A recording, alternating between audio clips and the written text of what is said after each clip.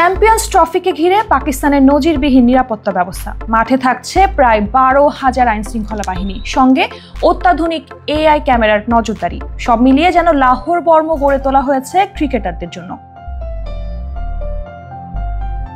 পাকিস্তানের champions trophy মানেই challenge, আর সেই চ্যালেঞ্জের বড় অংশ হচ্ছে নিরাপত্তা।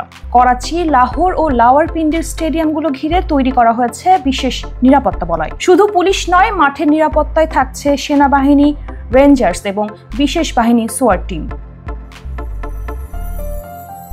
পাকিস্তানের পুলিশ সূত্র জানিয়েছে 10,000 কৃত্রিম বুদ্ধিমত্তা সম্পন্ন ক্যামেরার মাধ্যমে নজরদারি চালানো হবে, যা মুখ স্ক্যান করেই ব্যক্তির পরিচয় শনাক্ত করতে পারবেন। করাচিতে 5,000, লাহোরে 12,000 এবং রাওয়ালপিন্ডিতে 5,000-এর বেশি নিরাপত্তারক্ষী মাঠের চারপাশে থাকবেন।